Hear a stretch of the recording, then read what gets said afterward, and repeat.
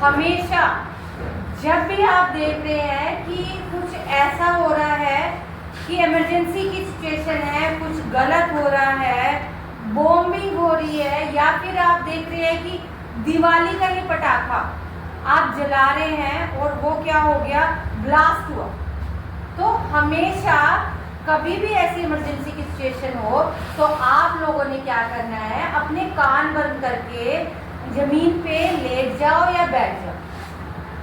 बोलो क्यों?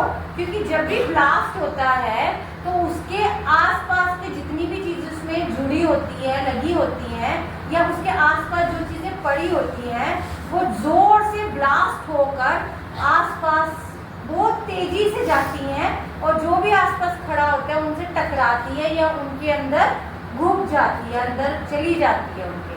तो ज़्यादा इंजरी उससे भी होती है और बर्न से होती है। तो आप लोगों ने ऐसी सिचुएशन में क्या करना है कि नीचे बैठ जाना है या लेट जाना है, ठीक है। फिर जब नॉर्मल हुआ then you have to run, क्योंकि बेटा क्या होता है कि आपके कान के पर्दे भी बहुत कमज़ोर होते हैं। जब कोई भी चीज़ है, आपका पटाखा है, वो ब्लास्ट हो रहा है, तो क्या होता है, उसकी साउंड भी तेज होती है। आपने दिवाली में चलाते हैं पटाखे तो वो ठा करके बजता है ना, तो वो इतनी शार्प और इतनी तेज आवाज़ आती है कि हमारे कान के पर्दों को नुकसान हो जाता है, ठीक है। आप फिजिकली कुछ इंजर्ड हो ना हो, बट आपका कान उसमें रप्चर हो जाता है, कान का पर्दा खराब हो जाता है। तो आपने क्या करना है कि ब्लास्ट हुआ है, कोई पटाखा जला है, तो और आपको भागने का आपके पास समय नहीं है, तो आपने नीचे बैठ जाना है या नीचे लेट जाना है, क्योंकि वो चीज, जो भी चीज़ उस पर लगी होगी या उसके आसपास पड़ी होगी, वो तेजी से आएगी और आपको हार्म करेगी, आपको चोट पहुंचाएगी। और अगर कांच हुआ, कोई मेटल के पीसेस हुए, तो वो सीधे आपके शरीर में घुस जाएगी, ठीक है। Burn is secondary thing, first वो जो उसके साथ चीजें आएगी बहुत तेजी के साथ, वो आपको इंजर्ड करेगी, उसकी साउंड आपको इंजर्ड करेगी, ठीक है। एंड थर्ड, बर्न आपको इंजर्ड करेगा। तो अब आप इस चीज का डेमो करके दिखा। हमने क्लासरूम को एक डेमोस्ट्रेशन का सीन क्रिएट किया है। आप जैसे मार्केट में हो, कोई टूरिस्ट प्लेस पे हो, और तभी कोई आप पे अटैक होता है, तो आप कैसे बचेंगे, ठीक है।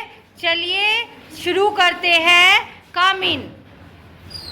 अब यहाँ से अगर कुछ ब्लास्ट हुआ है तो सभी अपने कान बंद करके नीचे की तरफ बैठ जाएंगे, और then you have to save yourself. नीचे लेट भी सकते हैं सिचुएशन में। बेटा देखिए, हर चीज के कुछ फायदे हैं और कुछ नुकसान है। सही हाथों में है तो सही तरह से यूज होगा उस चीज का, गलत हाथों में है तो गलत तरह से उस चीज का इस्तेमाल होगा। अब आप देखिए, आप एक गन की बात ले लीजिए। अगर एक आर्मी वाले के हाथ में है तो वो अपने देश की सेवा के लिए वो यूज करेगा, और क्या करेगा, वो अपने बॉर्डर पे देश की सीमाओं की, देश के लोगों की रक्षा करेगा। मगर अगर वही गन किसी गलत हाथों पे है तो वो गलत तरह से लोगों को हरास करेगा, परेशान करेगा, तंग करेगा। तो और आपको भी समझदार बनना है। समझदारी किसमें है कि आपने सिचुएशन से कैसे लड़ना है, ठीक है। अगर गलत हाथों में है वो चीज, तो उस टाइम पे आपने क्या करना है, तब आपको सिर्फ बचना है। आपकी रक्षा करने के लिए प्रशासन है और आपकी रक्षा करने के लिए देश है, सोल्जर्स है। और अगर किसी तरह का कोई अवांछनीय व्यक्ति आप लोगों को परेशान करने आता है, तो उस टाइम पे उसके हाथ में कोई घातक हथियार है, तो आपकी समझदारी किसमें है, समझदारी इसमें है आपको प्रोटेक्शन करना है, अपने आप को बचाना है, ठीक है। भिड़ना तब है जब मौका है, टाइम है, ठीक है। तो तुरंत